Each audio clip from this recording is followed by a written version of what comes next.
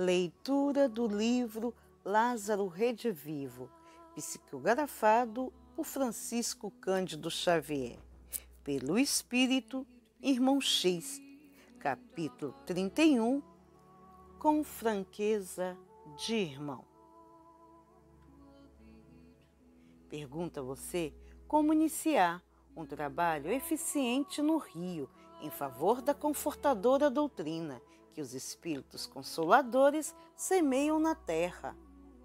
Francamente, sua pergunta denuncia muita despreocupação do grandioso movimento que os espiritistas sinceros desenvolvem nos mais diversos ângulos do Brasil, mormente na capital da República. Nota: esta mensagem antecedeu de muita fundação de Brasília, pois o autor espiritual a ditou em 1945. Esclarece que deseja fazer uma obra de conformidade com os seus programas de ação, dando expansão aos seus propósitos e desejos, fundamentando-se nos princípios que você julga excelentes. Depois da morte, porém, meu amigo, quando de fato nos desvencilhamos das ilusões maiores, é muito difícil acreditar nos possessivos singulares. Fala-me você de seus pontos de vista, mas acreditará, porventura, que todos estejam pensando de conformidade com você? Desejara matricular-se na escola de esgrimistas ou propõe-se ao serviço da fraternidade universal? As lutas mais detestáveis na Terra são as que se efetuam em nome da religião. Os judeus que tramaram a crucificação de Jesus Cristo agiram na qualidade de fanáticos infelizes, mas os guerreiros das cruzadas, que já conheciam a plataforma do cristianismo, baseada em amor a Deus e ao próximo, foram conquistadores cruéis e massacraram multidões, disputando alguns palmos de solo, em nome daquele que não possuía uma pedra para repousar a cabeça. Refiro-me a isso, considerando os termos de sua solicitação. Você pretende manejar o dardo, a fim de corrigir e compelir, golpear e vergastar. Assegura que organizará um empreendimento de vastas proporções, que fale bem alto de suas intenções regeneradoras, no capítulo da doutrinação. Entretanto, meu amigo, a verdadeira obra de Jesus não é essa. Já pensou em auxiliar antes de criticar? Analisou pessoas e situações com espírito fraternal? Refere-se muitas vezes ao Cristo em suas palavras, mas meditou bastante no Cristo? Não se declare sem programas de trabalho. Não diga que lhe faltam diretrizes. Como discípulo fervoroso da verdade que afirma ser, terá esquecido os ensinamentos do Mestre? Amai-vos uns aos outros, como eu vos amei. Quem quiser ser o maior no reino dos céus, seja servo de todos. Brilhe a vossa luz diante dos homens. Não estarão contidos somente nessas 3 enunciações vastíssimos projetos de realização espiritual? Medite, pois, antes de assumir as graves responsabilidades em que pretende envolver-se.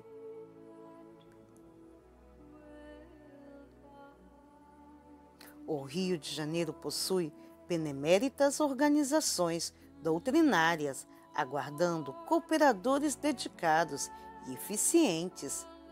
Como vê, o problema não é o de criar novos arcabouços de associação, mas o de executar com fidelidade o planejamento levado a efeito. A inteligência já fez o debuxo precioso. Agora é imprescindível que o coração realize a sua obra. No íntimo, talvez estranhe o que afirmo. Não fui aí no mundo, um companheiro de lutas, no grande serviço que o espiritismo cristão desenvolve no Brasil.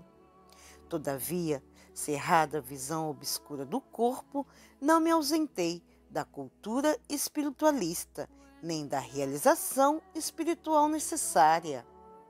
E se você pede sugestões aos desencarnados, deve relevar as respostas cabíveis. O que tem aprendido, acima de tudo, depois da morte, é que nas esferas imediatas à existência humana, as entidades desencarnadas são, quase sempre, tão bem intencionadas e tão imperfeitas como os homens. A evolução é obra paciente dos séculos e alguns dias de experiência com as quais se verificam na carne, desde o berço risonho ao sepulcro sombrio, não bastam à iluminação efetiva da alma. Vocês vivem rodeados de pessoas desencarnadas, cheias de desejos inferiores, não obstante, oriundo das boas intenções, votadas às disputas de toda espécie. Abra uma casa destinada a exclusivo movimento verbalístico de doutrinação combativa e não faltará o concurso das inteligências invisíveis, discutidoras, viciadas nas polêmicas sem fins, como o supercivilizado que se habituou ao uso do ópio, ou como o caboclo ignorante que se acostumou à cachaça.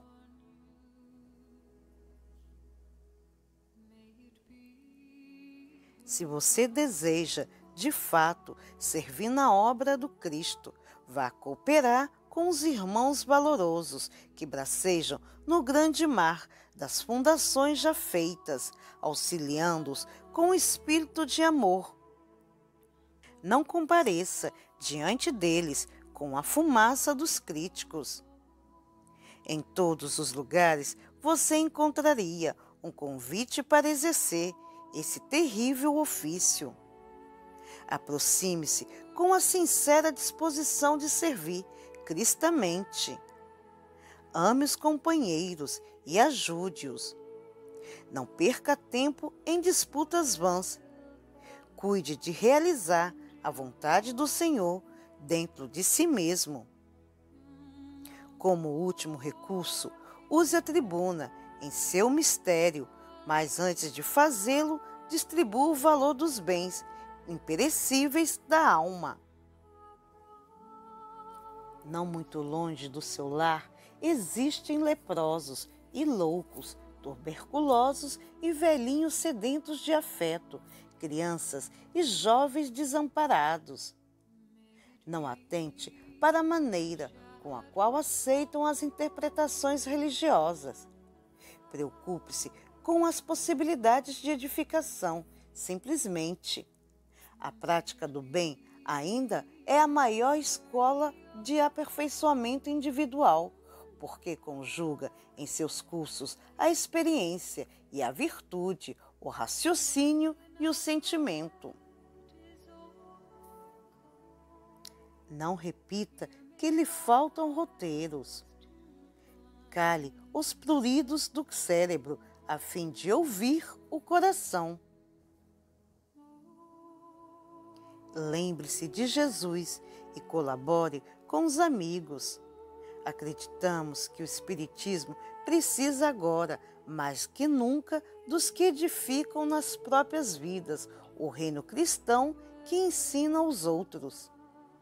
É provável que você não aceite o meu alvitre e funde uma nova organização separatista, consagrada às divergências religiosas. É natural. Você é humano, como ainda sou, mas consola-me a certeza de que, um dia, você chegará também às mesmas verdades a que eu cheguei.